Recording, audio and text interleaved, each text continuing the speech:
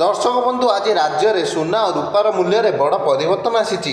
आपण मैंने जदि सुना और रूपा किणवा चाहते तेज भिडटी आप बहुत गुरुत्वपूर्ण अटे कारण ये भिडियो मध्यम आप आज सुना और रूपार सठिक मूल्य के जानीपर तेज केते रही आज सुना और रूपार सठिक मूल्य आसतु जाना।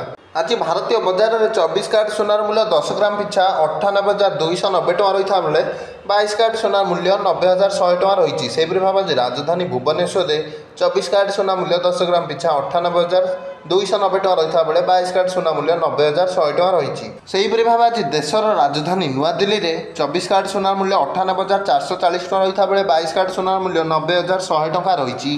से भाव आज मुंबई में 24 कैरेट सोनार मूल्य 98,290 टଙ୍କା 22 कैरेट सोनार मूल्य 90,100 टଙ୍କା रही। से भाव आज चेन्नई में 24 कैरेट सोनार मूल्य 98,290 टଙ୍କା 22 कैरेट सोनार मूल्य 90,100 टଙ୍କା रही 10 ग्राम पिछा।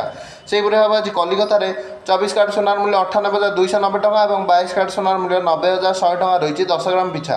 अन्यपटे रूपा मूल्य किलो पिछा 1,10,000 टଙ୍କା होती। आज समस्त जगह मानक सुना और रूपार सठिक मूल्य मुझे भिडियो आपको सुना और रूपार सठिक मूल्य केते अच्छी आज प्रदान करती। तेणु चैनल टी दयाकि लाइक और सब्सक्राइब कर दिखाँ।